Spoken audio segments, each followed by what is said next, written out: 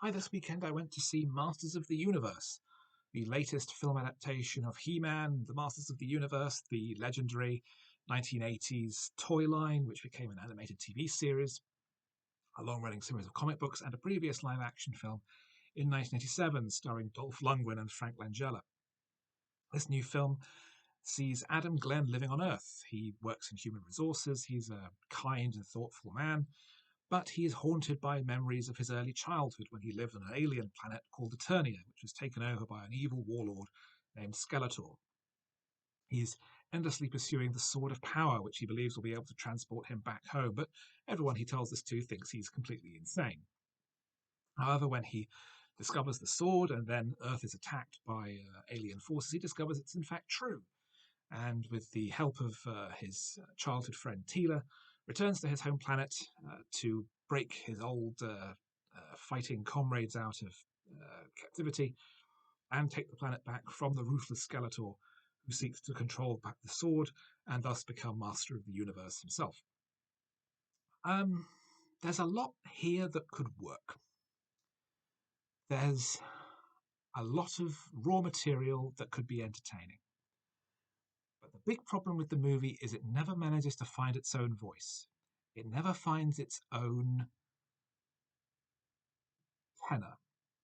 Instead, it feels like a sub Guardians of the Galaxy knockoff. We have the opulent production design and costume design and makeup effects and all the various weird characters and creatures. We have a rock music soundtrack. We have a lot of comedy, but everything is a bit too much. With the rock music, we have Brian May on the actual score, and we have an actual Queen song playing within one scene, which really just makes me think, well, this is just like the Flash Gordon movie.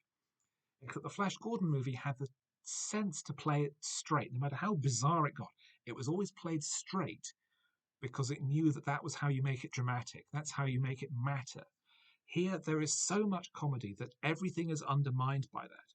Any drama, any stakes, any situation are always undermined by the humour, and so nothing ever feels like it really matters. The characterization of Skeletor is important because he is the threat, he is the thing that makes everything happen. But it never manages to decide on how camp the character should be, how serious, how humorous, how ironic. The whole film just feels like it's winking at the audience and saying, yeah, but you're not really taking this seriously, are you? Because it is He-Man. It can't reach that level where it can be both humorous and have things matter. Guardians of the Galaxy managed it. And in fact, Dungeons and Dragons Honor Among Thieves also managed it. It had that perfect balance between the action and the drama and also being really funny all the way through. Here, they completely whiff it.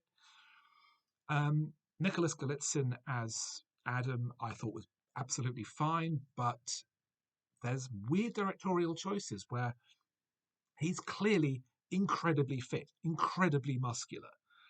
But then when he gets hold of the sword and has the power of Grayskull coursing through him, he gets even more muscular. And you're led to think, well, is he supposed to look really puny and weak earlier on? If so, why does he look like he could win a fight against a building? Or when he's at the gym, he's struggling to lift weights. He's bigger than me. I could lift those weights. It's ridiculous, and it's not thought through, and there is so little thought given to how this would actually work and make sense. It's really disappointing. Jared Leto as Skeletor is completely anonymous. You don't recognize his voice. Skeletor himself is done facially with computer animation. It doesn't look like Leto was at all on set or present at any point in the production. It could have been anybody. The supporting cast is generally fine. Idris Elba gets very prominent billing as Man-at-Arms because we're still being told that he's a big movie star. There are a range of supporting players who are also there. But it's also massively overlong, particularly into the third act. A problem I also noted in The Mandalorian and Grogu is it feels very protracted. And the big climactic sequence just goes on for far too long, and there's no sense of pace or acceleration or really running towards a climax, everything just feels like it takes too long. And the result is a film that's 2 hours and 20 minutes and feels it. And in my screening, really not helped by having two power cuts during the screening of the movie. So we got very close to abandoning the screening entirely, and the whole thing wound up taking nearly 3 hours. But even then, it's too long. It doesn't get the tone right. It doesn't get the characterization right. There are too many mistakes here. I was surprised by how busy the screening was, given that I had assumed that Masters of the Universe was absolutely a legacy franchise, a legacy property IP that younger children would have zero interest in because it's not something that's really been around for a very long time. It was all adults when I went to see it. The youngest people there were very late teens, perhaps 20. No children. Um, I wonder what kind of audience this film is aiming for, because it's definitely playing on the idea that we all know He-Man, we all know these characters, we all know the concepts and the catchphrases and everything. And my generation does. But younger children to whom this is supposed to be aimed don't.